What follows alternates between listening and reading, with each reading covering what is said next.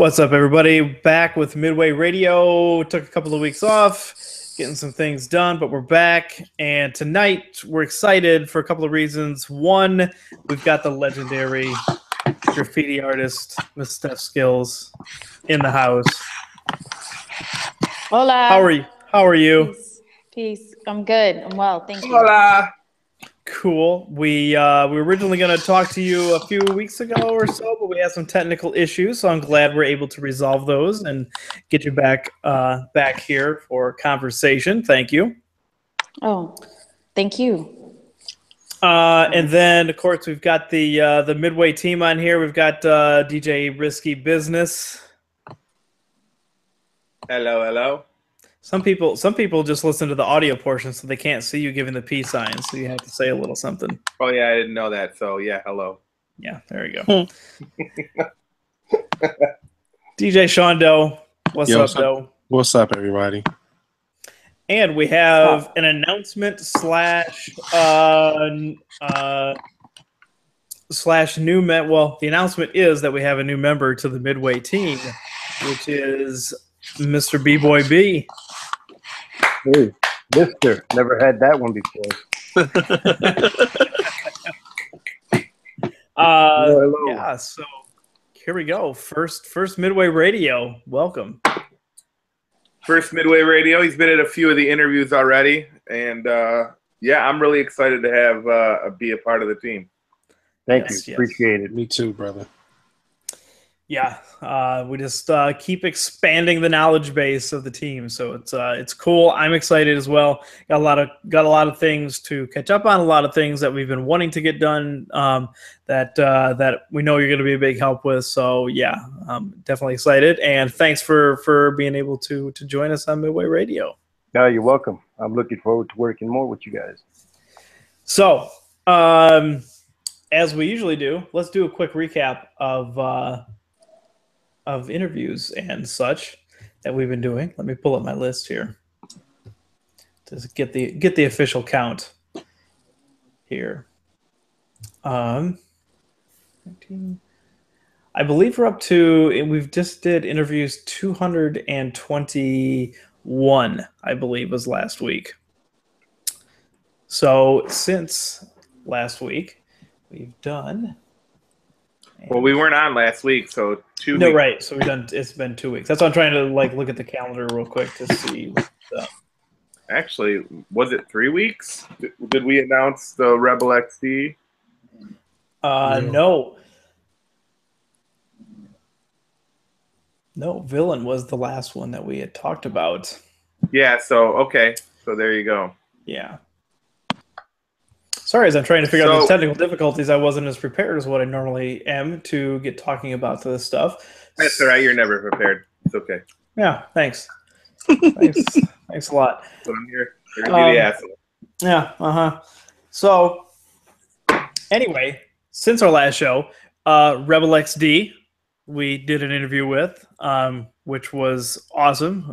People that don't know. It was ridiculous. And we got him to spit a little bit. B got to see it firsthand, and I bet a couple people that flat out literally say they don't believe how fast he is or how fast it can be, and we'll have fast proof. He's fast. He's fast.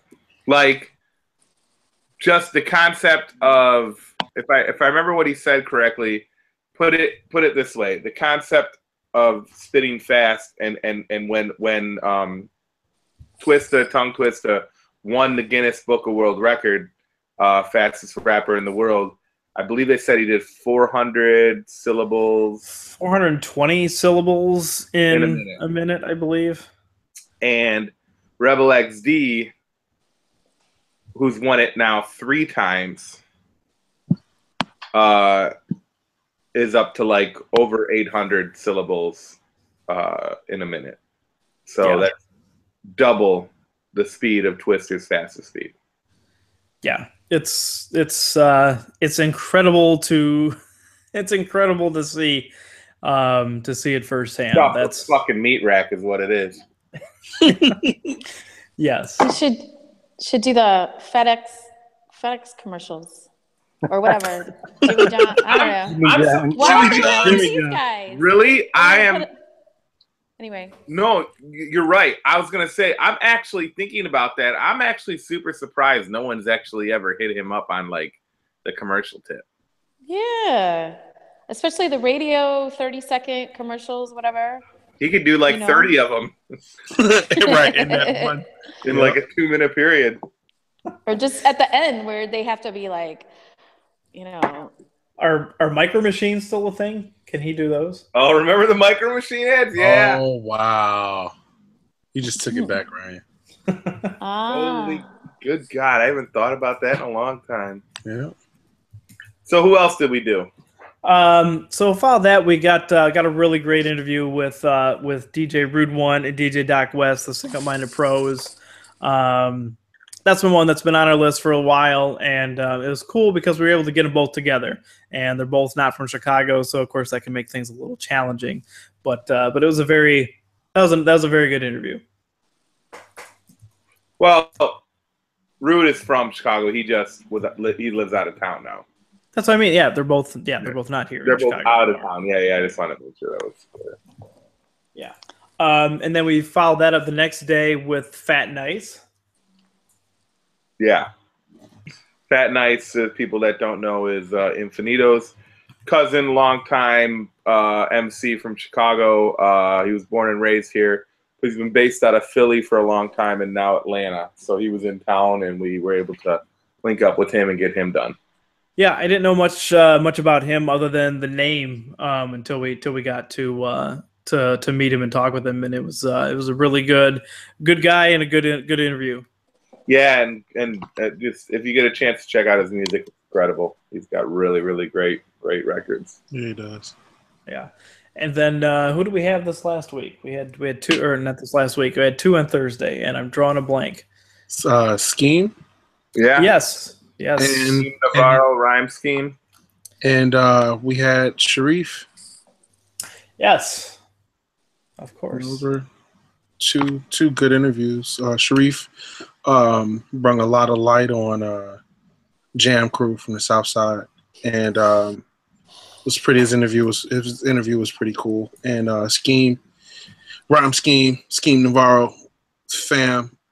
He was really awesome too. Like talked a lot about really Mole Mendez, production, his place, within the community, being a Latino rapper in Chicago, which I think is a big thing because, as I stated to him, Chicago is one of the premier Latino rap scenes in the world. I feel because, and especially in Chicago because we have such a large Mexican American community and we have a large Puerto Rican community. So, and then a ton of other people of Latino descent. So, South American descent, all different communities. And so I think Chicago is one of the lead people for Latinos in hip hop, or lead cities, I should say. I agree. I'm back. Sorry, doing social media. Yeah, so looks like we got J Norm checking in. I'm assuming that's 606 Open Mic Hip Hop. Says Stef One Love. What's up, Midway? And we have also got our typical host. Our typical host for Midway Radio is not here tonight, and that is Mr. Carlos Gomez. He is watching and checking in. Nice. From California. So what up, Carlos? Carlos, unfortunately, please be safe out there. Yes. Our brother, please be safe out there. Dealing with the wildfires out there in California, in Northern California. So he's temporarily displaced from his home. So literally had to evacuate his house because the fires were rushing into his neighborhood. Yeah, he went Facebook Live as he was leaving, and he had the car all packed up and was talking about getting out of town and showing all the traffic, and it was just a jam, and it was quite it's. I couldn't imagine what that must be like, is to not know, kind of have a, when you're dealing with percentage chances of what's the chance I'm going to come back to a smoldering mess or my house is going to be fine. Like, Right. I couldn't fathom the thought of that. And then having to sit there and you only have so much time to get out. And then you're like, well, what the hell do I take? Do I take my G.I. Joe action figure collection? What? Yeah, that's actually not to make light of the Not to situation, make light of it. but Right. with your collection here, there, and I'm what like, would you, what the fuck do I take? would you take your movies? Would you take your G.I. Joe collection? Would you take your Star Wars collection? Would you take your Marvel collection? I gotta fit it all in somewhere. Yeah, taking it all. It's gonna Taking it all? out the window. You got to get a bunker. Yeah, Carlos says he's just gonna take his draws, so that's all Yeah. he needs. Aw. I'll, You my like underwear your can burn. pets. He did. He brought the dogs, and I believe they were held up and possibly still are holed up at in Tahoe to get away from the smoke. There, so that's crazy. Yeah, so be safe out there, Los. At least Tahoe's beautiful, gorgeous. God bless them. This is Stay true. safe. And he is working on. I saw a little preview of it. He's working on the Stef Skills official artwork for the show. Oh, okay. Okay, cool. Oh, word. Hey, what's up with the t-shirts? I didn't get the message about the Element shirts, but Yeah. what's up?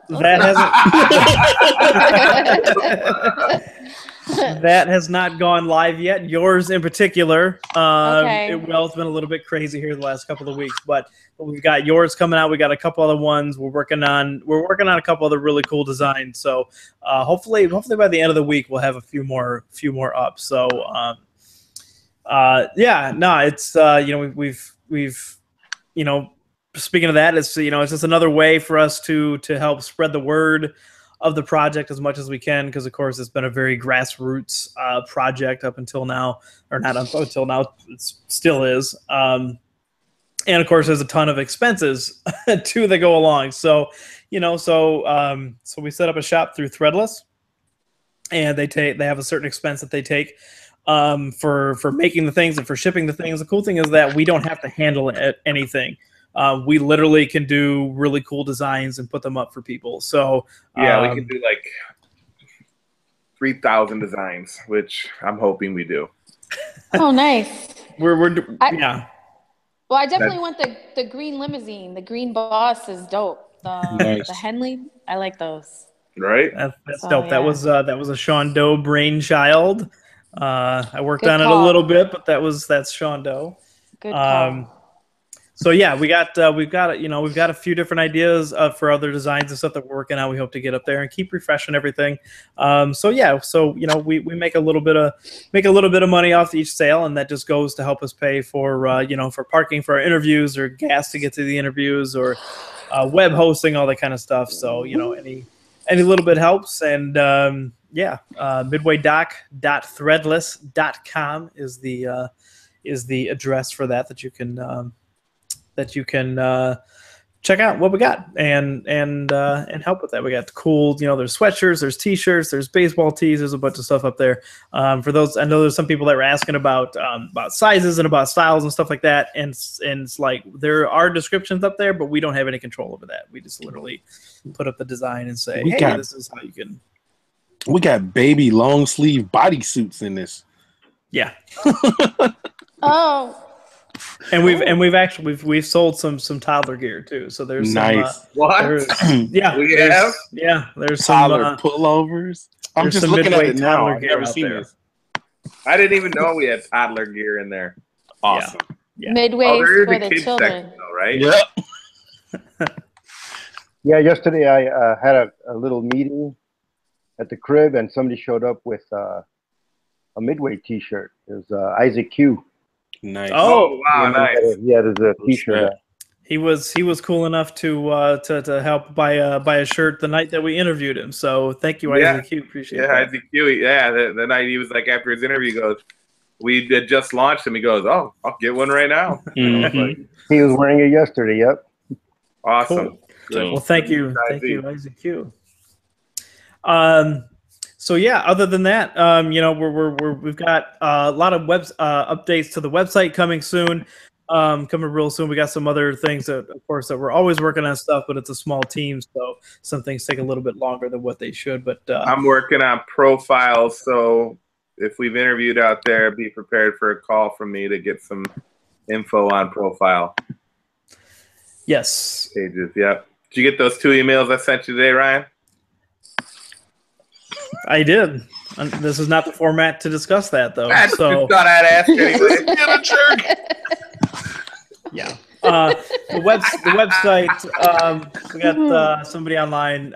Rigor Mortis is asking what the site is for the t-shirts, and it is midwaydoc.threadless, threadless.com is where you can do that. So, or you can access it through our regular website and just go into the support section on the top of the browser, and yes. and it's right there. Yeah, the reason that it's under support instead of just gear, merch, whatever you want to call it, is because we got a couple different ways that people can support us if you so choose. The t-shirts are a really cool idea, or a really cool thing. We've also got, a Patreon account set up. So that one is Patreon, patreon.com/midwaydoc. And basically what that is, it's cool. It's like a Kickstarter or a GoFundMe, something like that. But it's it's like a monthly subscription type thing. So instead of giving us, $10, $20, $50, whatever, you can give us as little as like $3 a month, and then you get access to content as we create it. So it's not like you give us $25 and you're waiting, a year or whatever to get whatever like incentive that is. So as we're going on, we're posting blogs, video blogs, other little things. So you can support us there. And then if you want to just give us just a straight donation, you can check us out through PayPal too. But the links are on the website. All that being said, let's get to our guest tonight. Stef, thank you for being on with us. No problem. Thanks. My pleasure. Yeah. So I was trying to think. Risky, go ahead and take this away real quick because I need to check on something on the site. I will be right back. I got questions already. I got some stuff to talk about already. Okay. So, Stef, we were talking before we went live about when you did the Harbies, Jesse de la Pena Hidden Gems party. Mm-hmm. And that's, for people that don't know, that's where you battle somebody by going in the day. Jesse gives you a certain amount of money and you dig for records. You find records that day. You go home, dig through the songs, and then that's what you play for your set. And you have so much time. And you kind of battle the other DJ. Now, my question is, everyone knows you as Stef Skills, within the graffiti community, or whether it's graffiti, fine art, whatever have you. People don't necessarily know that you have many skills in hip hop, that you DJ and you do production and so on and so forth. So talk a little bit about how you got involved in the other elements of hip hop. Actually, the other elements, I got into graffiti through music. I mean, I'd always been a visual artist, but as soon as I heard Public Enemy Takes the Nation of Millions, I wanted to produce hip hop. So that was kind of, I'm an old school new jack as far as that goes. Sure. But that's when I heard the Bomb Squad and I just heard the sampling and the sirens and the horns, and that was just like this driven sound that I really wanted to connect to and make beats. And I still will go back to it. I mean, I'll probably just put out some esoteric beat vinyl at some point. But I started interning at Bad Dog Recording, which was on Grand and Western back there by the metro station. And the first sequencing program I used was on the Amiga computer, and it was called Bars and Pipes, and it was an amazing program. Actually, the Amiga creative software was amazing. And then I also got to work with, the first beat I ever made was on the Emacs, and I worked with Tommy Boy Ski, who now lives in Brooklyn. I think at the time he was going by Yourself Being Black. And he showed me how to sample on the keyboard sequencer, the Emax, which was like the precursor to the ASR 10. And then I worked on several beats. I still have the DATs. I still have some cassettes. It's just been a long time. But the ASR 10 was my favorite because I'm kind of melody driven. So, of course, you can get the melodies going and sample those loops. Sure. And, you know, I think the MPC 60, I think it was like the 3000. I don't know if that came first, but it seemed like there was a better machine, and then they kind of went down. If I can remember, the 3000 was amazing. But yeah, I was making beats, and I actually majored, it was a proposed multimedia major, but I ended up being a sound engineering major at Columbia with kind of a multimedia understudy. So I did sound for film, and I did some computer graphics, but wow. I did a lot of live sound recording. And that's really what I would love to do is go around with a mic and just do some sampling with, you know, a stereo mic of some live sounds, whether it's acoustic stuff on the corner, but just, you know, recording audio from the community, from the neighborhoods, from the streets, from everywhere on some live, you know, just some live cello or whatever. If you can get some musicians that are friends and make your own samples and then put those into your ASR 10 and your, but I was also a mom. I became a young mom. I was a mom at 21, and the music industry and raising kids on my own was not, you know, wasn't a good match. I also interned at Island Recorders, which was on Chicago and Halstead, with Kevon Smith. And he's a well-known blues guitarist who had a recording studio there. And I think that's where I first met you, because that's where we were working with Mike One back in the day. Okay, yeah, there was maybe back in the day. Kevon, we played in a band together, me and Kevon, with Mike, Mike's band. So it was Mike's band. Well, I had started a graffiti piece that was one of my famous unfinished masterpieces indoors at Chicago and Halstead. That said Island. I don't even think I got a picture of it, but I think he had like a nephew or something.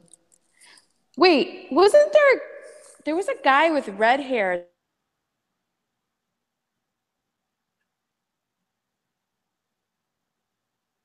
Oh. I think she might have she's getting a call. I'm getting a call. I have some really good. Yes, I'm dying to like get back in the studio with somebody and bang out some beats at some point. But you know, now that I'm got a little more time, my kids are grown, and I can. Because back in the day, Kevon was like, "Yes, Stef, you can have full reign of the studio between 3 and 6 a.m." I was like, "Oh." And that's if Kev wasn't like on one of his like music benders going. Oh yeah, as long as like George Clinton was in town, or like they had like, I think back then, who was the guy? Kano Reeves had a band that would use his studio a lot when he was filming some sci-fi movie in Chicago. Yeah, but there was. Yeah, there was always Dogstar recorded there. Yeah. Dogstar, yeah, they were. You know, there was always very important people coming through and booking his studio. Oh, I remember like Rolling Stones. I think were rehearsing there. LL Cool J. Really? Oh, me and Mike were there. One LL Cool J rehearsed. Yeah. Yeah. Yeah, he also mixed Crucial Conflict, right? And Psychodrama. He did Psychodrama there for sure. Yeah. Do or Die. I think. No, I think it was just Psychodrama. Yeah. Yeah. Well, that's where I met Rhymefest, and made a really great beat, and I still have it. It's still a valid. It was like my favorite beat I ever made. But it was as a producer, I had envisioned like a kind of a female-male battle beat between Ange 13 and Rhymefest, kind of like a battle of the sexes kind of thing. But back in the day, this was like in '95, and Ange was booking studio time there. And she was trying some vocal kind of singing style. And I think she was really shy about it. But it was before Missy Elliott. I mean, she was on some next shit before that. And, but I think she still had this kind of, when it came to the singing style, it was new for her. So she kind of had like a little shyness to there. But they were about it. It was just getting them together and, you know, getting MCs to do anything at the time in the 90s was you like. You should resurrect that beat and get them both on it. Oh, yeah, I still have it. And I still have to get the vinyl back from it, but I know exactly what I sampled from. And who I worked with on that beat was Artek from the Pacifics. Of course, yeah. He really showed me how to use the ASR-10. And while I came up with a lot of the melodies, he would get the beats tighter for me. Because I would put a beat, but my beats aren't super tight. He would, be like, all right, this is, So Artek showed me a lot. And then also I worked with Panic from the Moment. Sure. Nice. Then, yeah. So I worked with him on a few things. And then, of course, Fred one actually showed me how to sample and loop a beat live on a 4-track cassette. Wow. And that's, yeah. So I used to make beats on the 4-track with Fred ones and Kep. And sometimes whoever was, just at the home studio, where you have a microphone made out of a headphone kind of thing. And yeah, that kind of style. So that's dope. Those were always the best. But yeah, so I would love, at some point, that's going to go down.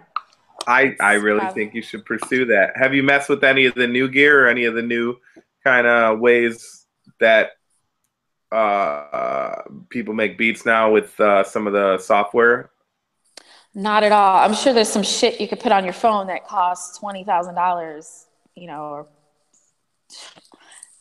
back in the day. You can basically put a $50,000 Pro Tools program on your iPhone at this point now. Wow. Yeah, I don't know. So I would love to have that conversation with you. I don't even have Serato, or anything like that. So my records are actually embarrassingly dusty at this point, and I need to have a record cleaning party at some point. And and just recatalog and get that together. How'd you get into DJing? Just your love for hip hop, or was it pre-hip hop that you were interested in DJing? Actually, a little bit. I mean, in hindsight, yes. I was actually playing jams. When I was a child, I lived in Metairie, which is right outside of New Orleans, and we lived in this kind of subdivision area.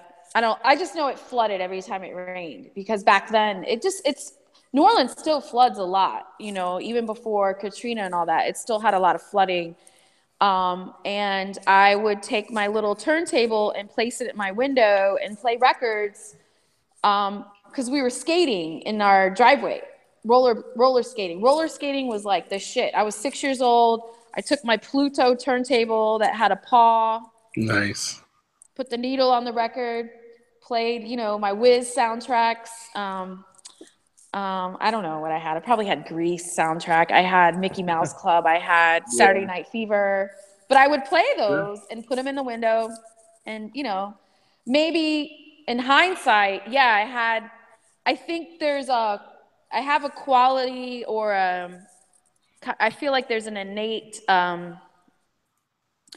I really do like putting jams together. And I think that's part of putting a jam together is being a DJ without even knowing it. I think when I do meddle into putting an event together or something, that tends to be effortless somewhat. I mean, well, sometimes it's like having another kid or something, but it's or, like labor, it doesn't take 18 years, but it's still before you put together an art show or a jam, anytime I put any type of gathering, I love to have all elements represented.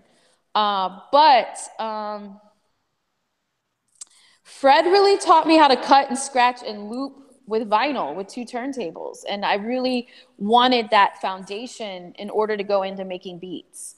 Sure. I really felt like in order to be a good producer, you kind of needed to be a good DJ. Like I really felt that like you needed that ground I think floor. it helps.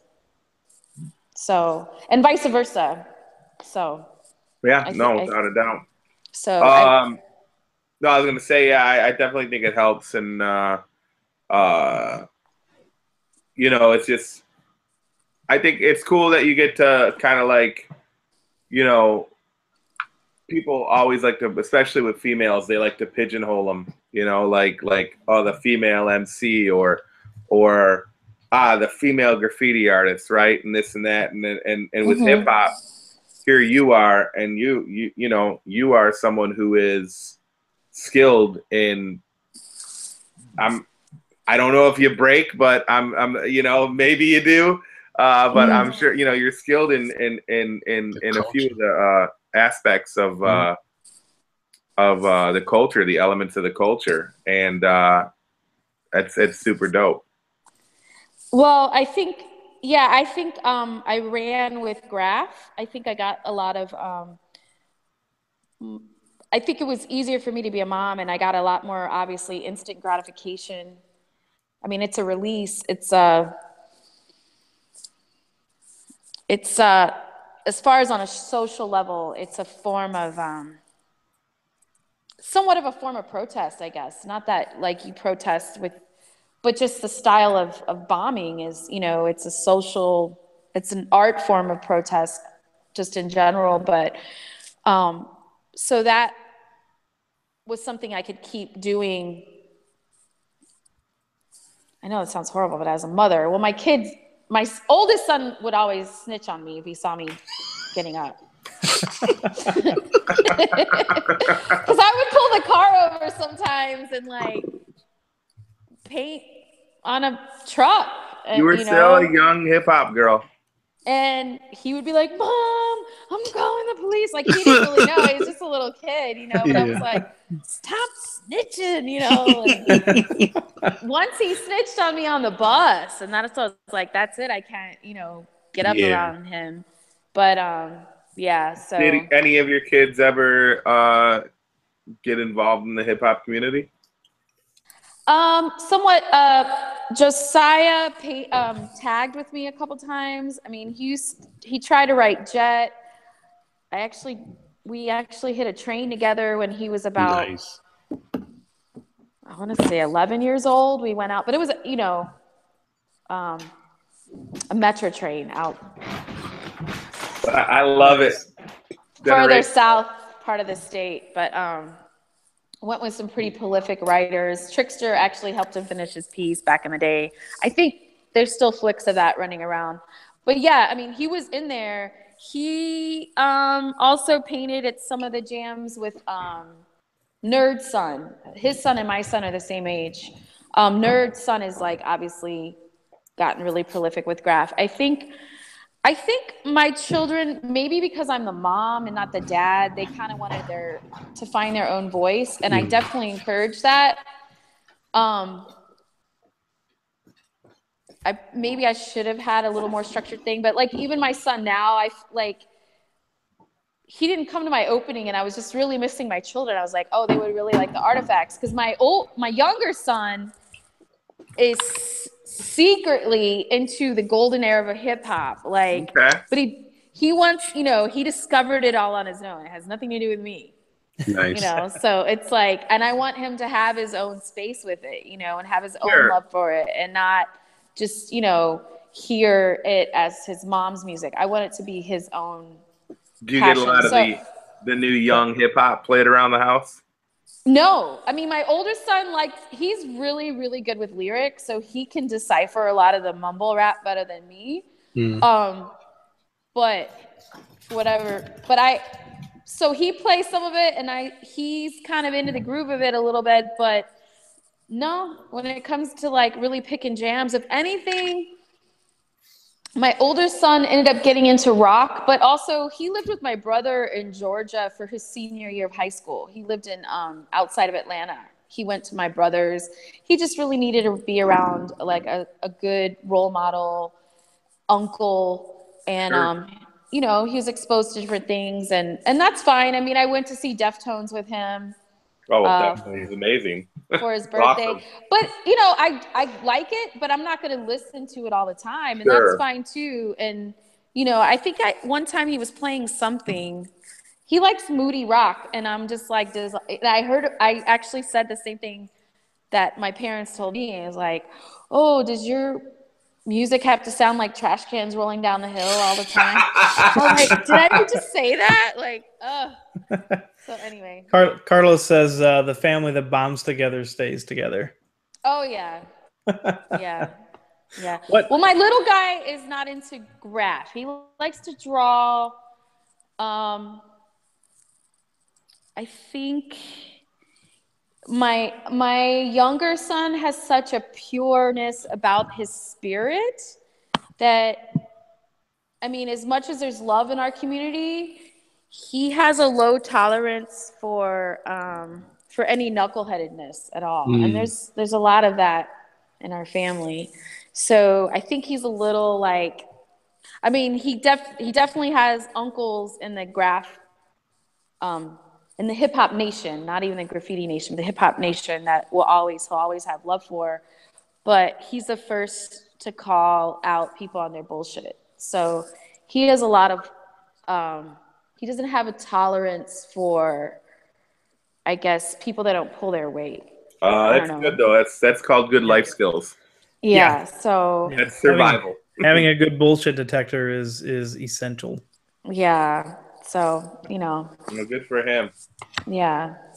I think it's good, and and this kind of goes out to everybody. I think it's ultra important and healthy. I guess maybe this is coming from me as a DJ, but I think it's important and healthy for people to listen to genres across the board and find things they like in all different types of music and really kind of like spread their wings. I find like when I talk to people that are so into one thing and they just stay into one genre, and then it kind of ends up being more of a subgenre because they don't leave their like 5 or 10 year period. I'm like, I feel sorry for you because you're not experiencing great art or great music or whatever. I mean, do all you guys, what's your opinions on that? Oh, for me? For everybody, actually. Yeah, you can go ahead and answer first. Well, I mean, hip hop is everything. It's the best of everything. It's like the break, you know, I mean, it's a little bit of everything. So I think you kind of need to keep that open mind to make good beats, at least, you know. You can't just play the same, like, is it me or is the new hip hop kind of like, it's kind of like, when I hear it's not hip hop, the new rap beats, it sounds like, it's almost like a played out rhythm like bachata or something. Like, I love bachata, but you know what I'm talking about? It's like the same, like, ding, ding. Well, it's you're like saying, the same, no. Well, the like, same okay. organ shit? Like, So what the hell? let's be real on That was a good one. So let's be real, because that's a good reference. Because like, so when we'll use reggaeton for example. Okay, yes. Okay, yes. so reggaeton has a tendency to, if someone plays 20 reggaeton records at the club, you are probably going to hear the same exact cadence of kicks and snares in the same rhythm and the same style. There isn't 20 reggaeton songs. There's only one. Be fair now. Well, that's what the new hip hop sounds like to me. I mean, I listen. I mean, not every now and then I'll hear some fresh shit. Sometimes the kids get it right, you know? Not all garbage, but I'm gonna tell you, but I'm gonna hear everybody's opinion. Then I'm gonna jump in on that and tell you my kind of theory on that from a production standpoint and why I think it does sound a lot alike. But go ahead, and if anybody else has anything, B, what you think? You know what I think? Am I on? Yeah, I'm on. Yeah. I think that, I mean, when I was growing up, I grew up with, you know, obviously it was house music around, and there was a lot of, you know, a lot of different things going on in the neighborhood.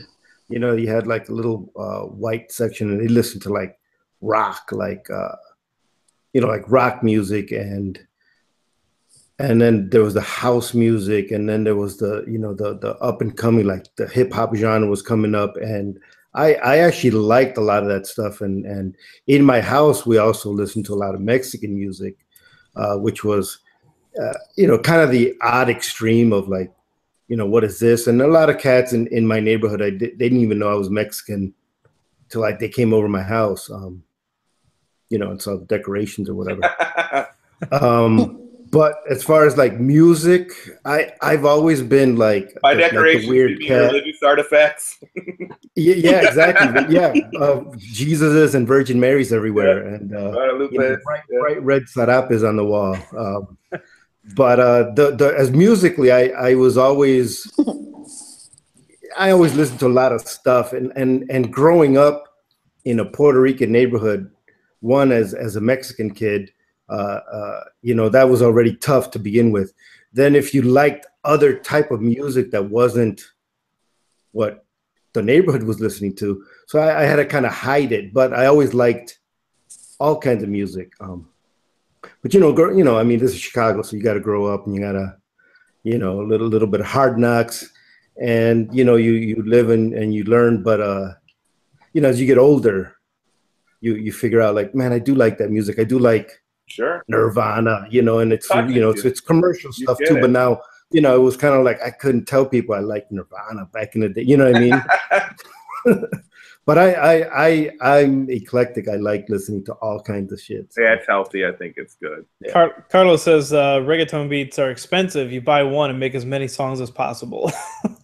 Oh, Carlos. Well, but see, before reggaeton, there was reggae español, and they had a lot more diverse rhythms. Mm-hmm. From like some of the stuff that was coming out of Panama before reggaeton. Sure. It's just kind of like any genre of music, though. You get that one sound that just somehow kind of crosses over and gets really popular, and then it's just all of a sudden you get so many people just take this, And I was gonna say, these kids in the production world, like, they don't necessarily now, because everything's software based. That means they're not really going out and buying records much anymore to sample from. They're still maybe sampling, or they're getting drum sounds and stuff, but they're getting them from these packages or banks, and they get these files that everybody shares with. And once someone finds like a really banging kick or a snare that really hits or works or hits the radio heavy, then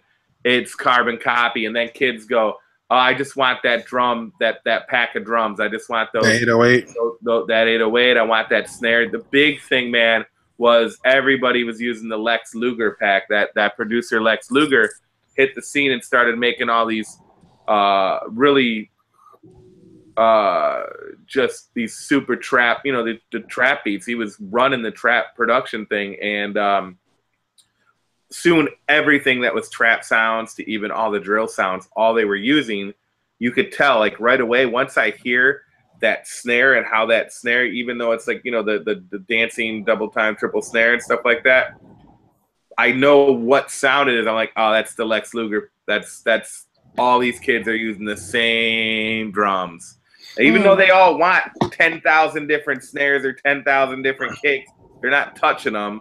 They're using the same damn Lex Luger pack because Lex Luger sold, went triple platinum with these sounds. So it's amazing how I really think that one of the things that messed up the culture as far as production, like sampling, is the fact that so many people were getting sued for using samples. Oh, for sure. And I think that that once the industry wanted to make money off of hip hop, and then the sampling started to be a big problem. I think that really made this newer music where, you'd rather not have samples, and you'd play like that. How they had that meme where it's like the same piano, the piano like beep beep beep, and that's just all how the rap sounds like nowadays. Well, it kind of went back to Casio beat style, Right. Yeah. So I really think that has a lot to do with today's sound. And now we don't have the samples that you know, as when we were kids, we would like to figure out what that sample was, and we would go out and buy like that James Brown record or that jazz record, that jazz cut. Like we would know about that, and it was kind of like a resurgence of learning what that older music was. Well, it's you're exactly right, and it's about, again, what you also said, which is about when people learn that they can start making money and stuff off of it. I'm not saying that artists shouldn't be paid for having their samples used, but when you get to that point where it kind of, you know, phases out because of that, like just as you said, like there's a whole resurgence in a lot of artists of artists that nobody would ever hear because we heard it on a hip hop record. Yeah, I mean, go ahead. Go ahead, Steph. Oh, I'm sorry. I think the Neptunes make a lot of their own samples, and I think you just have to go back to being musically trained somewhat, where you can or go down to the music department at DePaul or Columbia and just record your own samples with some of these students and just play a melody in your head and be like, can you play, you know, and then like have them play that and just, or take a melody that you really like and just play it a little different. I think that's why live sampling or original samples is a good remedy for that, but you know. No, it actually you hit the nail on the head when you mentioned Neptunes, because Neptunes were one of the first groups to kind of break out of the heavy reliance on samples. You know, Pharrell. Now, the first couple of major Pharrell and Kanye too, for Kanye's production with the voices and stuff. You know, sorry. Oh, sure, no. I was gonna say the early Pharrell production was a lot of samples, but I think Pharrell kind of got like hip to like the money that's involved in having to pay out these samples. So he's like, and him being such a talented musician, he's like, forget the samples. Now, I actually am working on a record, and and I was gonna say, but my thing is, and I love the idea of sampling, but my thing is this is one of the reasons why I have no samples on the records that I'm making. I love sampling. I got samples and I got stuff even chopped, but I'm afraid to use it because nowadays, for your music to be heard, you need to have it on formats like YouTube and these other outlets. They have to exist there, or you might as well not even do it. And because people don't, like, if you put a record on iTunes, no one's gonna find it on iTunes. They gotta find it through the blogs, and they find blogs through YouTube links and and SoundCloud, some of these other places. Their detection systems are so good and so tight now that if you make an original, they can recognize a sample. They recognize samples all the time. Yeah. Yeah. And that's the thing. It's like if I make a dope track, even do a video for it, and go to put it on YouTube, and YouTube's like, this is it. They won't know it's a sample. They'll just say, "Oh, this is this record," which is the sample, because they'll owned by somebody else. Algorithms catch everything, right. And their sound detection systems are very good and very, very advanced now. So that's the biggest reason why it's like I don't even want to touch a sample anymore, because it's not even a matter of. Before I used to say, "Don't worry about it," because if someone sues you, who cares? If you get big enough to be sued for a sample, that's a good problem to have. Mm-hmm. Yeah, and you can't get it out. Yeah, and the thing too, the cool thing back in the day was not to kind of get up on a soapbox or anything. Clearly, there's people that would just take a loop and just take a break and then just loop it and use that for a beat. But there's a lot of people like the Bomb Squad and Dust Brothers and Beastie Boys and stuff were really good at layering and just taking sounds and taking little things and layering and making something different from it. Not just taking a section and then just looping that part and then just doing that. Like there's an actual art to sampling at one point that is, to me, is completely lost for the most part. Well, you know what? I can't say that it's completely lost now. It's just definitely an underground thing. Because like if you go to these like beat societies or these beat clubs that are out nowadays, like the amazing beats that they come out with are just it's such like it's even more an arrangement of samples instead of just like 2 or 3 loops and being able to put them in different spots. Like Like they do wonders with it now, but it's not like it's being, pushed to the masses. It's not like it's mainstream or anything. So yeah, no, that's true. Carlos brings up the technology aspect and talking about how that has changed and influenced people, where now nobody's really studying and trying to learn music. They just hear some sort of sound somewhere and try to mimic it, download an MP3 or something like that, and take it, but they don't know how it was originally made or what makes it good. It's just the sonic qualities. And Stef, you studied sound engineering basically, like, and so you understand, and you worked with Kevon, so you understand.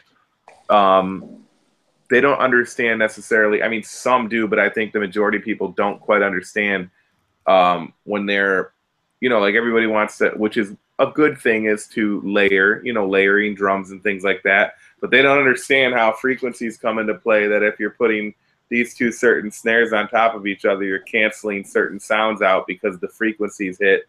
And there's no like want or will to learn some of that part of it. And that's where you get these flat production. And the more this stuff comes out, and it's hitting mainstream because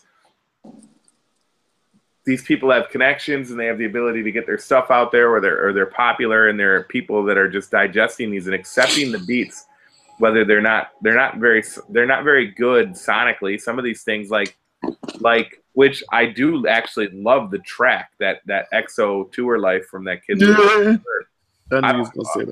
I have no problem. Yeah, I mean the track's dope. I'm not a fan of him, but that track is ultra dope. And but what was crazy is when I was watching on Genius about him making that track, he said he made that track and mixed the thing on a Beats pill. On a Beats pill, like a little tiny little speaker this big, like that. I mean, I guess he got lucky because, I mean, it sounds okay, but I couldn't imagine how much better it would sound if he actually went in with a real engineer in a real studio and that thing was mixed properly, and how sonically it could be, how much more sonic it could sound. So it wasn't mixed. I'm sure it was remastered, no? Or remixed? No, he pretty much said, this is how it comes, this is how you hear it on the radio, is how I mixed it off of this pill.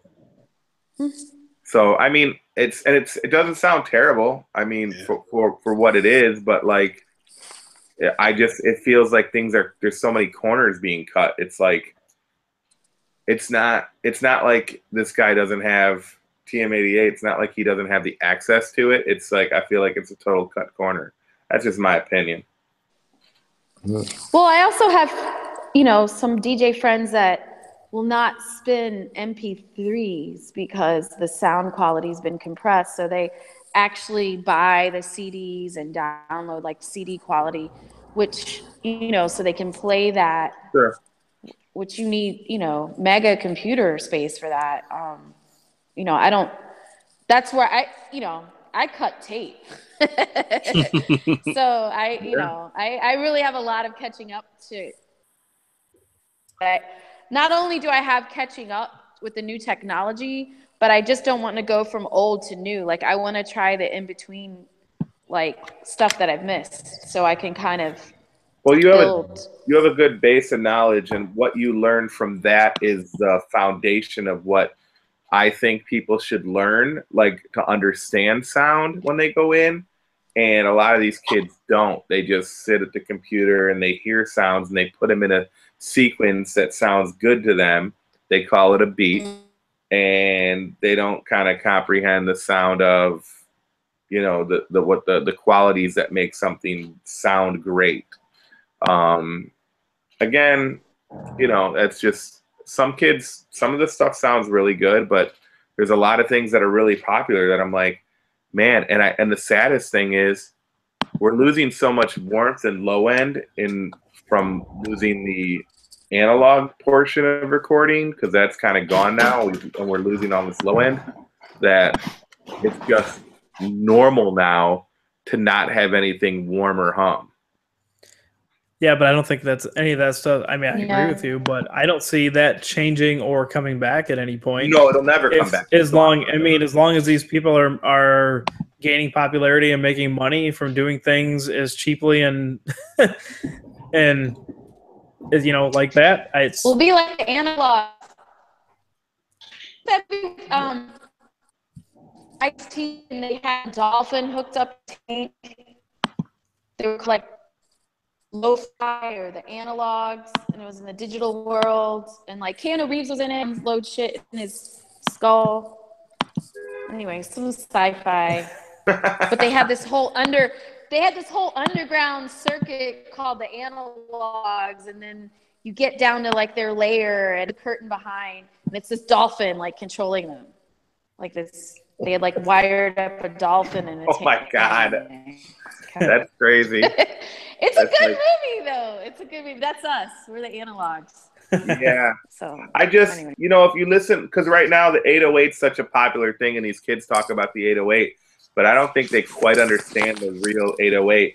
Like, and I never listened to like bass music, but go listen to a DJ Magic Mike record and then go listen to these kids with 808s. Right. And you will hear, they'll be like, what is that? That's not an 808. No, that's actually what an 808 is supposed to sound like.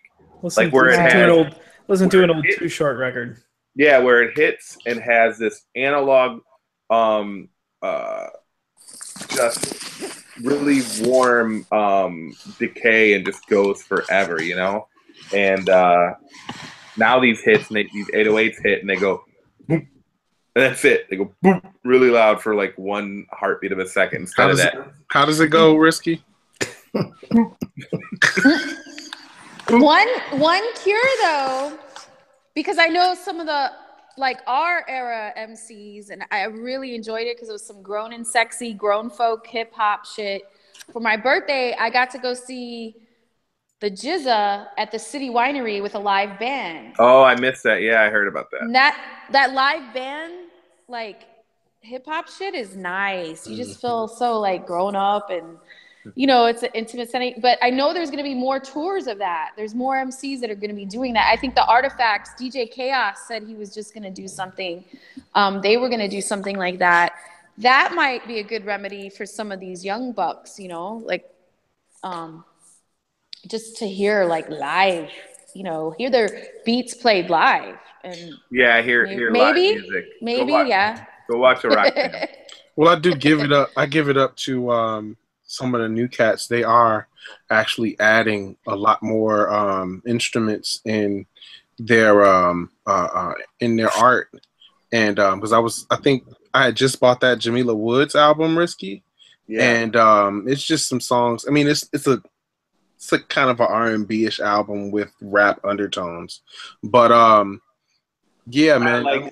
Kind of like a Adriana Evans album type vibe. I guess she's definitely a singer. You know what I mean? Sure, but the 90s had those great R&B albums that were hip hop. Yeah, that had foundation elements. Yeah, for sure. So, but I mean, there are just horns and pianos, and I'm just like, this is nice. Like, these kids are getting this music thing down pat. It might not be specifically what we call hip hop, or it might not be specifically what we call R&B, but it's kind of like a fusion of just creativity. And the fact that they're adding, live drums or, just different live instruments is amazing to me. So yeah. I love live instruments. Did any of you guys go to, remember when Black Moon played the Metro like 10 years ago, and they did it with a live band and played, I forget if it was End of the Stage, front to back, or if it was just a show. But you guys remember that? Huh. That sounds familiar. No, that was when Scion was having all those shows. I went to see Bun B, and what's his crew, UGK or the Houston? Yeah. Yeah, that was a good show with live beats. I know Mike. Whatever. I know Mike won, and I went to Do that again? No. Risky, Yeah. you weren't there for that one? I know Mike and I was there for that. But for Black Moon, it wasn't just a live band. They had a full horn section, and they were like replaying all of the samples from the classic Black Moon albums. Like, there's a lot of that Barry White, the remix. Yep. We're 10 years away from all this being on a cruise boat. Like, we'll just I'm down. 90s underground Midway, the boom bap Midway cruise. Yeah, Midway that's cruise. what I'm talking about. I'd be down to do Midway that. cruise. I'd be down to do that. Absolutely. Oh wow. Yeah. Maybe that could be like the Teresa won't go premiere. on a cruise. She's afraid of being in the ocean. No water for Teresa? No, she won't go on a damn cruise. I'm like, let's go on a cruise. She's like, I won't go. She's like, Because she might get sick or because she might drown? She doesn't want to be with because risky the shit bottle of will water. probably too. She's probably afraid I'll throw her over, but like, no, seriously, like, Yeah. no. You know where there's an audience listening, right? Yeah, it's only happened twice, but like, and it's international water, so I don't know what, like, you know. But anyway, What? no, but in all honesty, she's like, no, the ship will go down, and I'm like, no, those ships don't go down. And then like she goes on YouTube and there's things of cruise ships flipping over. Like, I'm never going on this. It's only one Titanic. And she loves that fucking movie and the history of the Titanic. That's probably hasn't done a lot of help for this. Not at all. No. Well, I think I'm not a cruise type person, because I think once you get on there, you're kind of trapped. I have you're been on not- it before. If you're not drinking a lot, like I would go with my mom because it's my mom and, you know, she wants to be comfortable or something if she ever wanted to do it.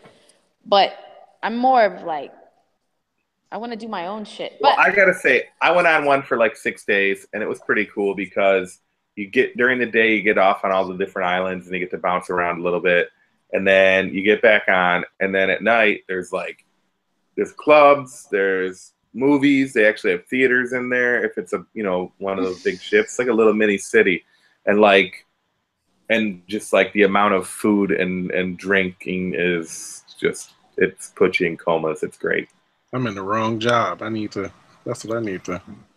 It's pretty dope. Yeah. You get off could the be a island, had a couple stingrays. a beat making boat cruise Right? with a symphony. You got to, something like that. I remember the Titanic. Last symphony, you got the sample. You have the sample then. Mm-hmm. Make a beat from that. That'd be sick. All right, I'll be right back. Water break. All right. All right. Talk amongst yourselves. Oh. Hey, since we were talking about sampling, and the art of sampling is like being lost. I think it was the first Cypress Hill album. The first song was like, to me, like genius level sampling and use of I don't know what you call it, those free domain samples, like the ice cream truck song and shit like that. And I think that album was like, it just blew me away just listening to it. Actually, on headphones, you could hear all the weird little things that were going on inside DJ Muggs's production head, and even now, if you listen to it, you'll hear shit that you didn't know was on there.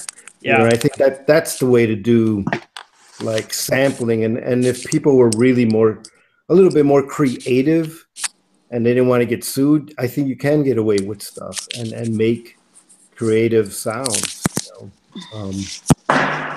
And I think that Cypress Hill album was a good example of taking samples to a different level than what we were used to hearing, where it was just like a straight sample. Yeah, for sure. There's only a couple of albums that I shedded tears when I heard. Like, it was just so good that tears came to my eyes.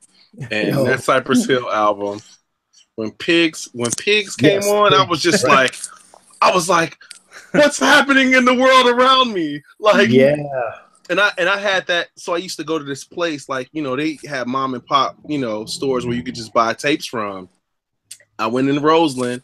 They were like, we have the perfect album for you, and it's not out for about a month. They gave me that Cypress Hill album. Nice. I went nuts. I can't say that I know they came out fairly close to each other. I don't think they came out on the same day, but I remember a friend of mine back in would have been maybe junior, like late junior high, early high school. And my friend's mom owned a music store like an instrument store, but they also got albums. But of course, it wasn't hip hop. But he somehow convinced her to buy albums for like me and a friend of mine. So we'd get a hookup from there. But I remember at the same time I got from him Cypress Hill and Ice Cube Death Certificate. Nice. That was a fun day. Yeah. That was a good Ice Cube album. Death Certificate? Yeah. Yeah. Yes. That was a good one. Sounds like you could have went on a killing spree with those two albums because Death Certificate and that Cypress Hill album alone, the only thing that I had heard like it was like a Public Enemy album, and right with all the sounds sonically, and I can remember riding the bus back home and just sitting like, just mind blown, like what the fuck am I listening to? Like this is amazing. Yeah, that was Muggs going, going from 783 production Cypress Hill. Like clearly in those 2 or 3 years he listened a lot to It Takes a Nation of Millions and Fear of a Black Planet. Mm-hmm. Oh, and clearly. Also too, I bet Dre had a huge influence because Dre was doing his best to copy Bomb Squad, because as I always state, without Bomb Squad there's no Dr. Dre and NWA, because that they were, I don't care what anybody says about Dre, and I love Dre, but Dre's main influence all day is Bomb Squad. You can hear it. You can't tell me any different. Yep. True that. But I mean, that's what people do. They kind of copy. They're like, "Oh, I love that. I want to try something like that." Well, it's a respect and it's an answer back. It's like it's the West Coast answer. So that's love, No, without a doubt. Speaking of that and trap beats, though, for some reason, I really like the Afro beat trap music that's coming out of London and UK and from Africa. It's like Africa's answer to trap music. It's amazing. I don't know if you've heard any of that stuff, but I like that. So it's crazy because I've told Risky this. Like, I like trap music from everywhere else but home. Like I listen to a lot of Asian trap, like Asian trap music. I love it. I'm not kidding. We'll get in the car. He'll be like, "Dude, listen to this," and I'm like, "What the hell is this?" And he's like, "No, listen to this." Yeah. That's what happened to house music in the 80s. Wow. Yeah. House music got bigger outside of Chicago than it did in Chicago. And it's funny because I felt like house music jumped straight from Chicago to London.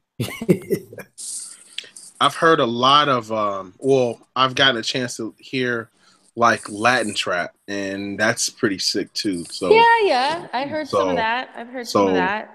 So just trap other than in my, like with the beats are super dope, but if I'm not gonna understand what you're saying, like I would rather really not understand what you're saying versus you're speaking English and I can't understand what you're saying. So,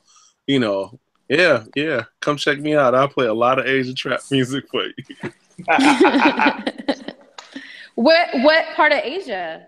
I don't know. I just know that it's like I think most of it is like Korean trap. I can see that. Japanese, Korean. I think it's Korean. Because the sites that I go to look for this is I actually go out and look for it. Like I search for it. It's more. Yeah. Oh man, we got something. I'll send you some links, bro. It's bananas. But I think Korean.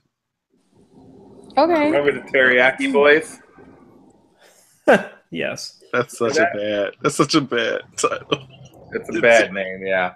But they were actually pretty dope, and they had. I was talking to Sean. Was I talking to you the other day about this? Yes, you were. I got a couple of their albums. They actually got production from Premier and Pete Rock. And so I've got one of their albums up right now. What's the name of it? Beef or Chicken. Sean to spit out his water. That is awesome. Yeah, but they kind of really played that up. But producers on this one: Mark Ronson, Dan the Automator, Cut Chemist, the Neptunes, Just Blaze, Ad Rock from the Beastie Boys, and DJ Premier. That's their production lineup. Send me that, son. There you go. Oh, now you're all about teriyaki. Send me that teriyaki. Beef or chicken? Beef or chicken? Yeah. Dope. Yeah, I remember I had to import those back then. And then Kanye West did a beat for him. Really? Yeah, they continued to get like hot producers and the Karaoke Boys. No, teriyaki. Teriyaki boys. You know, your favorite dish. Isn't that just the? Are you sure it's not like an alias that these guys are using? You know, kind of like the Grave Diggers or something. Nope. Or Teriyaki like Boys, Stef Jam. Handsome Boy Modeling School. Yeah, no. That was them. Teriyaki Boys. They got from Indonesia. They had a lot of flavor. They're from Indonesia? Yeah. Oh, cool. B-Boy B's fact checking as we speak. Yeah, no, I picked up a couple of their albums. Fact check. That's why he's on the team. I mean, literally, he's got knowledge for days, forever, right? And then he's actually got this amazing like background in journalism, and he's brings a lot of skills to the table. So it's a no-brainer. And here he is displaying them. Indeed. What's that? I said indeed. Indeed. I like your Wu-Tang picture, Sean. Well, this was made by huh? Isn't that a gift from Shantala? Yeah, no, actually, well, it's definitely Shantala's, but I bought it, so it wasn't a gift. But yeah, his work is amazing. So I try to, he's a friend, so I try to definitely support. And I mean, he's an amazing artist. So Shantala, big up Shantala. Nice. What's up with the D and the donut back there? Oh, J Dilla. So this was so Vinyl Me Please. When you buy vinyl from them, they give you get the vinyl, and they send you like a recipe for liquor, and then they give you an art print, and that was just a print that came from that Dilla. I think it was donuts. But you said they gave you a recipe for what? Like a liquor recipe, like they give like you a drink recipe. Drink recipe, yeah. And what exactly was the drink recipe that you received with this art print? I don't remember. I never look at them really because I don't drink that much. I don't. Oh, dude, you got so wasted on Saturday. I had to carry you out of Emporium. Thank you. I got wasted. He's a liar. John Doe got such a liar. Yeah, he fell over the table and he's like, "All right, guys, all right, I'm okay." And I'm okay. He embarrassed me. It was terrible. You carried me out, Risky. Oh, it's terrible. He was so drunk. And he drank one drink. It was terrible.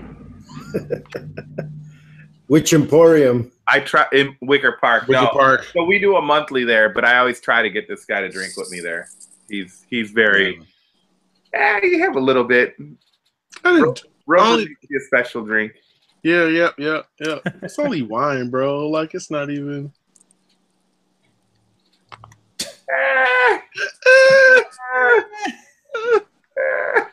Yeah, we do a monthly at Emporium, which we had a good one this last Saturday. Which one, in Logan or Wicker? Wicker Park. We've been doing that one there since they've opened pretty much 4 years now. And what night? Saturday night? Saturday, not every Saturday. It's once a month. Our next one is going to be the 18th of November is the next one, and it's a video mix party. They have like a big 20-foot screen there if you've been to that one, and we do, and then all the TVs, and we do a video mix, and it's called MTV Generation. So what we do is we mix and blend videos from the MTV era. So literally everything from Biggie to New Edition to Bobby Brown to Talking Heads to Orange. I mean, we'll rock the Orange Juice Jones Rain video. I saw some really dope video mixing at the Phony MF Doom concert. Oh, that guy is amazing. Who's that guy? That guy is amazing, and he's I forget his name, but he's well known for video mixing. And the Michael Jackson, that was the best part of the night. Do you remember that night he played Khaleesi's Milkshake, and then he had like the Family Guy version of, and it was hilarious. And I was like, and I think that was the day that I was like, I need to be a video DJ, because just the seeing, like, it's cool, like DJing and being able to give the crowd emotion from just listening is amazing, but then adding the visual aspect is such a cool thing now, especially because people don't like to dance anymore. The visual aspect comes in handy, and it's definitely a different. Well, remarkably, we get a pretty good dance crowd at our. Oh yeah, like we get a good, because we're playing all these like great like classic '80s jams, but then they'll turn around and they'll see like these videos, and they'll definitely, you can definitely feel, and you see people smile and really get into it because they see these images that they may have never seen or they haven't seen in a long time, and they really dig it, and you know, it hits people. Rigor Mortis is asking. He said the only Korean trap music he knows is somebody named Keith Ape. Sean, are you familiar? Oh, that's hardcore. That is. That was, I think that was the one. It Ma was like my first, like, I think that's what started it. Yeah, Keith Ape, bananas. I listen to all that stuff. Woo! I listen to all that stuff, bro. It's bad. Well, unfortunately, we don't have our main producer here to share our sound bites with us, so we're gonna have to go into this or that without our intro music. I'm sorry. Can I get with this? Can I get with that? What is it? Mm-hmm. Yeah. Yeah. All right. Black sheep. Okay. Mm-hmm. So basically, it's this or that questions, and we'll jump right into it. So this or that, DJing or producing? For me? Yeah. Mm-hmm. Oh, this is for you. Yeah, this is for. Well, oh God.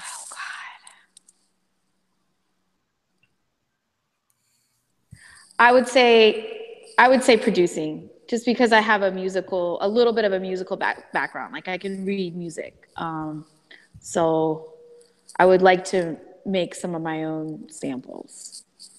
But DJing, but I don't know.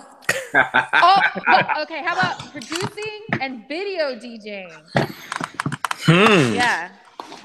That sounds cool. Like, I want to learn that, video DJing. Let's come out to an MTV Gen with us. I'm gonna check you guys out. Yeah, for sure. Show you some stuff for sure. Just if you can remind me or tag me. Yeah, so I can. You'll get hooked right away. You'll love it. But I would say producing.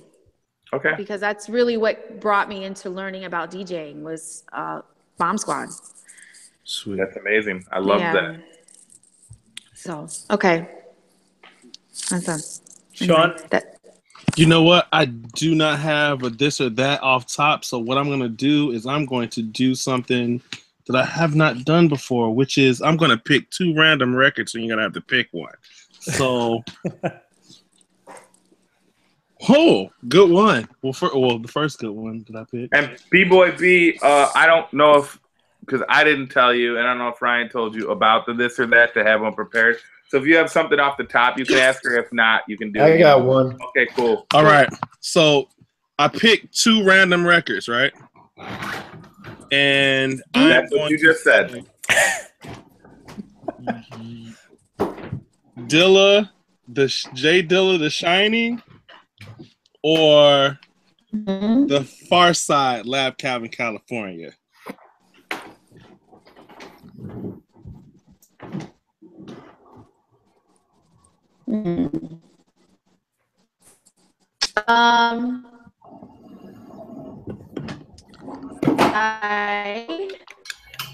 Remember, the world's judging you.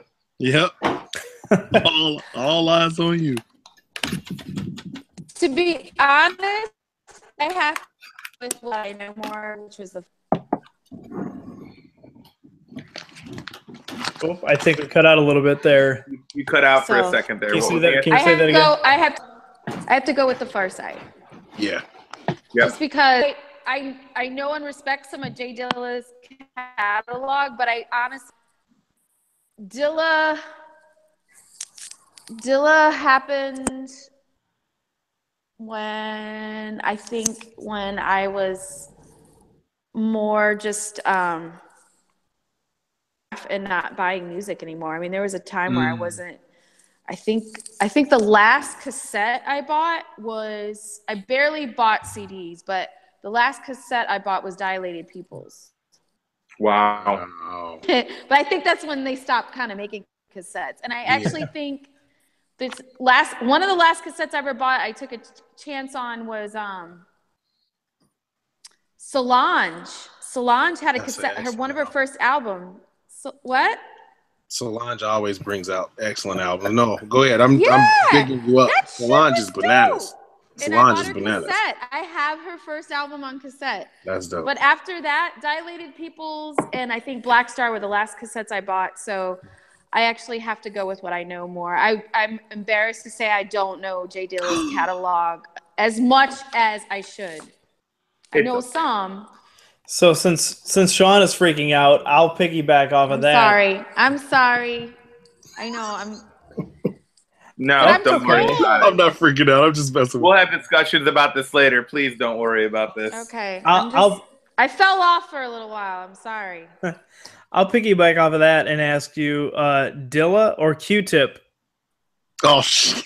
From a production standpoint. Trying to get me into trouble now? Reel them in. That's a direct shot at me, just so you know, Steph. I agree with you. That's not a shot at you. Yeah, but it's bait. I feel like it's a little. I'm pretty sure she's gonna pick the one. So, I would have to say Dilla. She didn't. Well, I mean, I do like Q-Tip, but I mean, did he produce the last album? The New Tribe? The New Tribe. Did he produce that one? Yeah. Yeah. Well, that was pretty fucking genius. I don't know. Because I didn't read the credits. I'm just kind of like I have that on my iPhone Music or Apple Music or whatever. It's hard to read credits anymore because where the hell are credits anymore? Unless people are like picking up the physical. And I learned, let me tell you how the hard way I learned that Ali Shahi Muhammad didn't produce that record. Uh-oh. After what concert, what did they come in town for? Tribe. Pitchfork. We went to eat at Tempo downtown. And I met Ali Shahi Muhammad and I complimented him on the new album. Oh no. And he didn't really like go off, but he kind of gave me a look and I knew that look right there. He was like disappointed. He gave me this disappointing look and then I was like, oh shit. And then I was like, you're like, no, I meant the Lucy Pearl album. Yeah, real fast. Real fast. No, because he was doing the soundtrack for television, the Luke Cage. Yeah. And I did kind of like, and the Luke Cage was dope too. Was what I like. I kind of like. Good one. Yeah. Yeah. So very good. But So I don't know. With Dilla, Dilla's like not a good pointer. You guys, I mean, I know that's a really bad stump, but that's a bad stump for me. I'm not in the Dilla cult, but it's because... nor am I. I'm Q-Tip all day. All day. But it doesn't mean that, I mean, the last Dilla Donut remix the with, I know it's on YouTube because I listened to it and I was like, this shit is crazy dope. And it was a Dilla. What was the last shit that was just released on They're YouTube? always releasing something. I mean, That's it's just the problem. It's That's the whole point of my argument. There's so much Dilla shit that would never see the light of day if Dilla wasn't passed. That I'm like, oh my god! And then the Dilla cult that she says it's perfect. No, that's not the point. That's not the point. That's not the problem. The problem It's not is an Q-Tip is unhealthy better. cult. It's just I didn't. Well, Q-Tip is better. That's for another argument. Okay, well that's okay. I'm gonna let you guys keep that between you. I'm really. But it's all subjective, always, right? Music's always subjective. I will call back and give you my this or that on that. I can just. I'd have to go through Q-Tip's catalog too, but that last album was like divine. It was like it was like the perfect remedy for all the crap that was going on right at that time, and just musically to like cheer you up and you know. Anyway, so see what you got. I'm gonna stay neutral on that. All right, Steph, I got one for you. I got Perfect Permission Wall. Days upon days about making a perfect piece, top, bottom, full burner, or Bombing Mission. Bombing Mission all day, every day. Bomb. All Gangsta. day, every day. I'm getting better at permission walls. I'm getting better of like doing the permission time a little bit of justice, but fuck that shit. Bomb. Gangsta. Nighttime. AF. Train noises, tunnel noises, just fucking adrenaline in your body. Police sirens. Woo, woo, woo, woo, woo. No, we don't want to hear police sirens. Dew on your jacket, you know, like morning dew on your jacket. That's awesome. I like the video. That's brilliant. Missions all day. Hiding in the Excellent. fucking dumpster. Fuck that. All day. Your son's like, there she is. You know what? The degenerate over there. She's riding on You something. gave such a dope description. You should write a song about it. That's pretty dope. All right. I want to do a reggaeton song. Nice. About being a graffitera and being out on the street. She went out all night and didn't throw me up, and like, yeah, yes, that's the goal of mine. I'm gonna do a reggaeton song about that. Well, I'm pretty sure Chad can come up with the perfect beat for it. Use that same one. No. Done. Doom. Take it back to El General. Or Vico C. Go see. Mm-hmm. Cool. Well, Stef, this was fun. Thank you so much for getting on with us and going through our wacky conversation that we like to have on here. I mean, see, look, we had a graffiti queen on, and we barely talk graffiti because it's such a casual, just kind of roll with whatever was good. But I think it's good that we got to kind of open up and talk a little bit about other things than what you constantly may talk about. No, thank you, because I barely get to talk about it. I mean, as much as I love and dedicated and blood, sweat, and tears and paint and all that and graph, it's just kind of inspiring me to get back into, get my production chops back and just be into that. Awesome. I love it. I did want to talk about, I wanted to back up right before we go. Just like being a parent in hip hop in the early 90s was really, really tough. I think it was because of the like gangster rap and a lot of the heightened negativity that had resurged in the music. It was very misogynist, obviously, and it was very anti-family.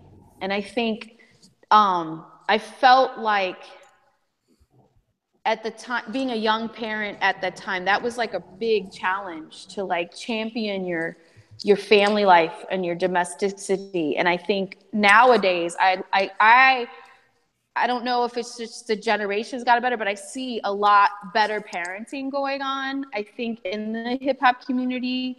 And I think that's a beautiful thing. I think that was a very rare thing that happened for my generation. I just felt your like generation, I mean, you were basically like,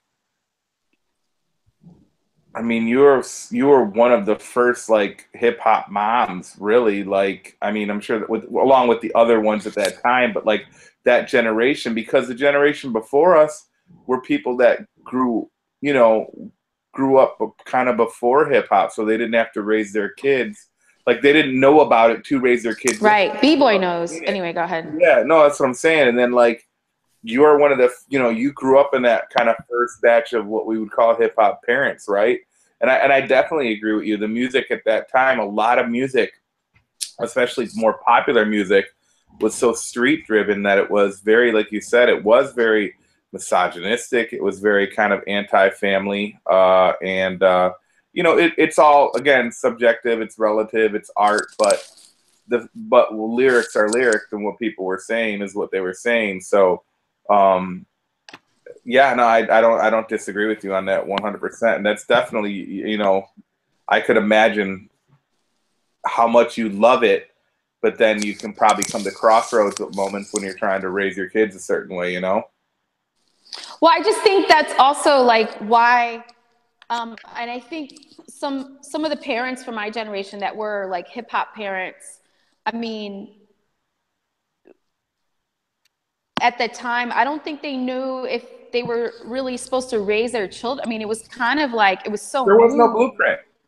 Right. It was such a, now like kids are like putting their, parents are putting their kids on the tables like at 2 years old and 3, and they have their own like radio show or DJ show and stuff as children. Yeah. But I think back then there wasn't that continuity. And I mean, there was a lot of that discontinuity, I think, in the hip hop community, as a community in general, because it was just hard to define yourself as like, how are we going to be, or just be adults in that world? How are you going to adult in hip hop? That was like.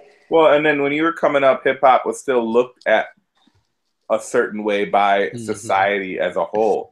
So I could see, like now it's the norm and it's part of everyday and every moment society, where it's nothing and it's just everyday life. But I could see you like, there's certain, you're like, do I want to raise my kid, before, and how do you know that this is what's going to happen with hip hop, that it's going to be so, the culture will be so, it's become so more pop culture as opposed to a subculture. And then I could see you maybe like, and I'm not speaking for you, I'm just saying I could see you as a parent having a decision like, well, it's such a subculture. Do I want my kid so involved in a subculture that might be not good for him, like as far as advancement? You know what I'm saying? So, right. I'm not saying that's what it was. I could just see that being some of the choices that a parent has to make. I never had that decision to make. I was just always thinking for myself, but you have to think for someone else and the betterment. Now, people don't think about that because it's like that is the culture. That is American culture. I mean, right now, hip hop music, or at least rap music, is the mainstream everything everywhere. Yeah, I mean, the stuff that I had to think twice about blasting around my son is now like the wholesome shit, Yeah, right. It's like, oh, that's the good old time, it's like. It's the same thing for rock music. Like when I was a kid, you would hear things that their parents would say. My brother was 11 years older than me, and he was a huge rock fanatic. And you would hear certain groups like an AC/DC, and my mom's like, "Oh my god!" Like, no, my mom was actually Megadeth.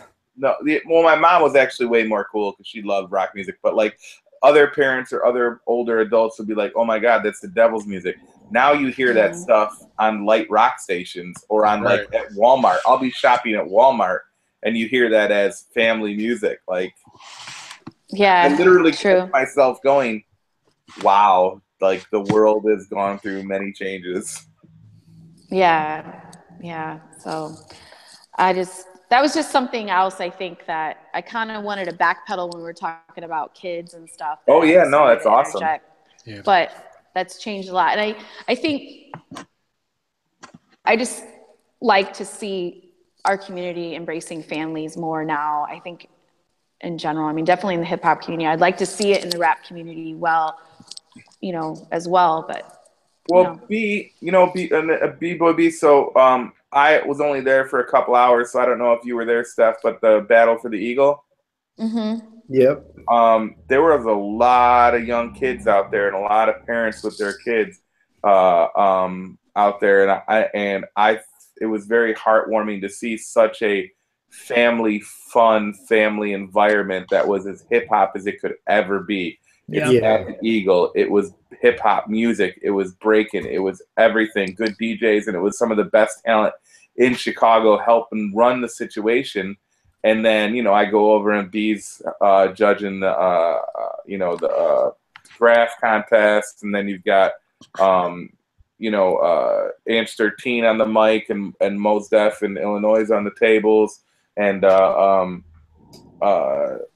then Prime comes out. I see, father, Prime with his kids running around the park, and I've seen so many, so many different people with their families. I'm like, this is so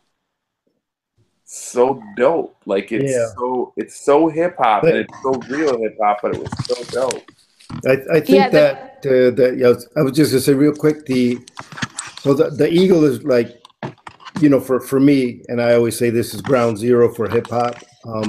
That's where I grew up, and when I was a kid, I was breaking there. I was, throwing down in my piece book at the Eagle, and the only thing that's different now than it was 35 years ago is that when we were hanging out at the Eagle when we were 13, there were no adults. Like the oldest people that were there were like 16, 18, and even they were kind of old for the community.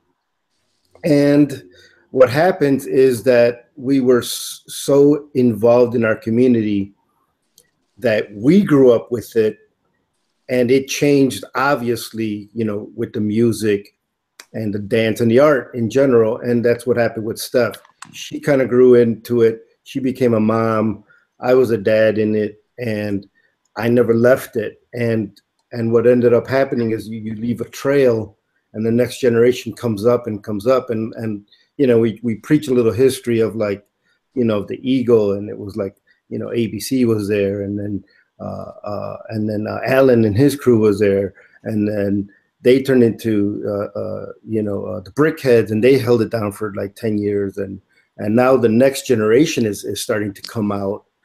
And what happens at the Eagle is that the parents are now like our age, bringing their kids there, and even cats like Malo comes to the Eagle every year with his kid, because he's like, he tells me every day, man, I'm glad you do this, because it's kind of like the only family friendly place where you can have a little child, like 4-year-old hitting the floor and taking markers and spray cans. Like, I have extra cans for kids, and he wants to expose his kids to this because it is something that's cultural, and I mean, I don't know how else to explain it, except when I was young, my parents' culture was being Catholic and being Mexican. It's just I can see some of that coming from the Mexican culture is very family based, so I could see having influence on how you. And that's what I think that the Eagle, that the big battle that we throw at the end of the summer and the kickoff at the beginning is very family friendly. And I see these kids come, and some of them, like there's this Polish kid, I think his name is Calculator or Nonstop. He's a little white kid, and he comes with his mom and his parents, and they're Polish, and they don't even like speak perfect English, but they're out there supporting this kid because he's into breaking, and he likes to you know, to I met be the at kid. every Eagle. He was playing with my dog. Yeah, so I brought my dog out there. that's the difference between today. Like you could bring your whole family to some events, obviously like the Eagle events, and 35 years ago, like if we saw an adult in the vicinity, we'd think like, "What's up? There's something fishy going on. Let's get the hell out of here," Right. Yeah, it was a challenge. I think. Well, we challenge tradition, and when you're challenging tradition, you put yourself in an unknown realm. I don't know if it feels that natural to bring your child to that realm while you're challenging. Yeah, it wasn't the as world, natural, right? Right. Now it's like that arena's been set. Yep. And it is safe, and we can put our babies in the middle of the circle, and you know what I mean? Yep. It's a little bit. So I hope we get to experience that as grandparents. Exactly. I'm going to say this. I hope other cities get a chance to do that and embrace it. I know Chicago, and I'm not trying to call out other cities or say we're better, but I know we have a little bit, at least I can say, no, and I'm just saying, I know we take things very serious with hip hop here, and it's very important to us as a culture here, and we kind of keep things more roots based and more like in the park. We try to do things like in the park jams and stuff. And I don't know if that translates to other cities as much. Maybe, of course, like in New York probably does, and maybe if Philly gets down or something. I mean, everybody could do it. I just hope they do. Mm-hmm. Yep. I think where they're having hip hop now, and if you're having hip hop in the park, it's intergenerational and it's beautiful. Yep. It's beautiful. And that's something that I really just treasure and enjoy. And I mean, Battle of the Eagle is a jewel of the city. I think another jewel of the city is probably like the Silver Room block party. I really enjoy that too. But just in Logan, that's like the last, I don't know. The last gem. Yeah, it's just, well, not the last stand, but it's just, Sometimes it can feel gentrified. Well, I mean, let's just be honest. Sometimes it can feel like that when you're jamming out there, and all the restaurants are filled with people from Michigan and Ohio, and you're like, Logan's pretty, it just, I mean, it is what it is. But yeah, sometimes I go to moments and places, and I'm like, holy cow, this is the last stand for people from Chicago, because it's soon going to be like Grand Rapids over here. Well, yeah, big ups to Stef, because she. Oh, thank you. She does help out every year with the Battle for the Eagle. It's a labor of love, of course, because I don't help out as much as I want to. I should. No, but you're there. You're. I mean, she goes to the meetings, and she's there. She comes, she supports.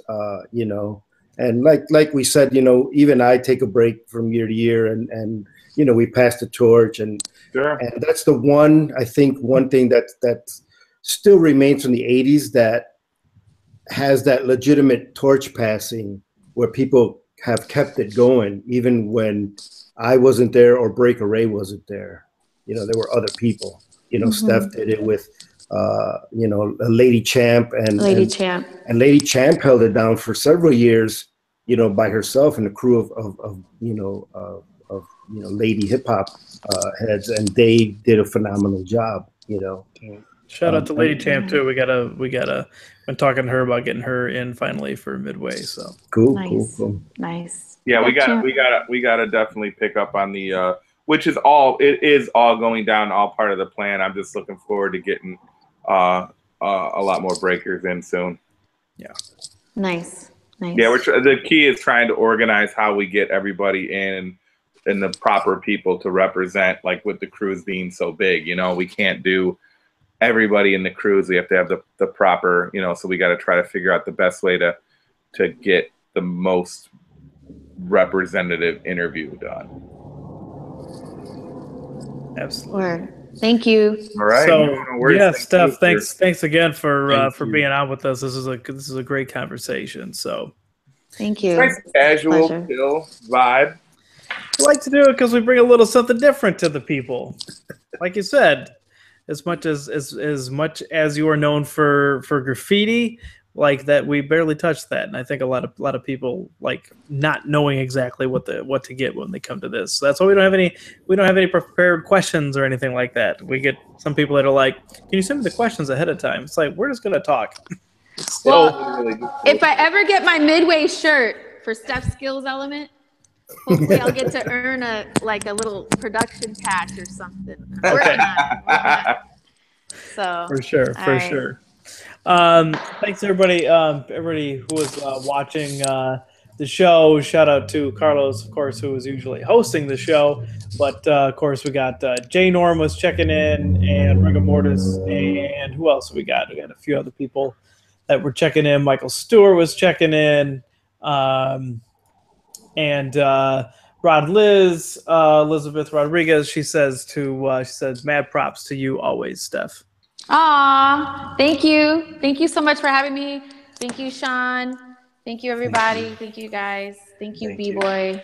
And if people, you are welcome. If people want to follow you, know more about you, all that kind of stuff, where can they catch you at?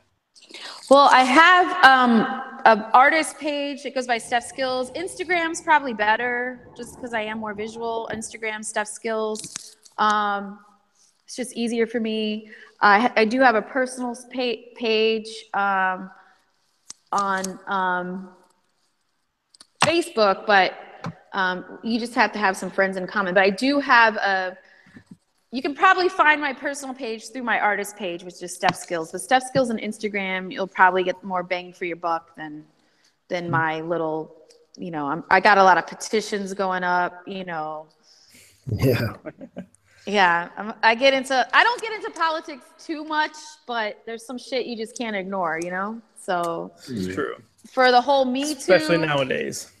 The whole Me Too, I got the big fuck you for the whole Me Too because, yeah, I mean that's some real shit. Since age 12, I started dressing like Adrian, like covering myself, like because of the rape climate and culture in this, So anyway. I'm not going to go in on that, but thank you guys for having me. So for sure, it's been a pleasure. It's an honor. Thank you very much. It's an honor for us to have you. The honor is us. Thank you, Chad. For sure. Okay. Risky, where can people check you at? Instagram at DJ Risky Biz 1975. That's like the best place to go. Wow, and you did have to remember it. Wow. Sean Doe. Yeah, I just looked it up 2 seconds ago. That's real. I never remember my own fucking addresses. At DJ Sean Doe on Twitter and Instagram. And B-Boy B? It's B-Boy B _ABC for Artistic Bombing Crew. And that's Instagram and maybe Twitter. I don't know. Instagram for sure. Cool. You can find me at 278 Media on Instagram and Twitter. The number's 278 and Media. And Midway, of course, you can follow Midway Doc across the board. We're finally able to. What up, Doom? We're finally able to get the domain names and get all that kind of stuff. So Midway Doc across the board. You can find us Midway Doc Facebook, Midway Doc Twitter and Instagram. Even if midwaydoc.com will take you to midwaydocumentary.com. So try to make things as easy as possible. So check us out there. We should be back next week with another show. And until then, peace, everybody. Thanks for watching. Shout out to our sponsors. Thank you for all your work. Ryan, our sponsors. Don't forget the sponsors. Yes. Risky just reminded me. Thank you. Shout out to our sponsors for Midway Radio, which is Shure Microphones. They're providing us with some podcast mics for the show. Thank you to them and these knuckleheads here. Anyway, we'll be back next week, guys. Until then, hello. Peace. Ciao. Peace.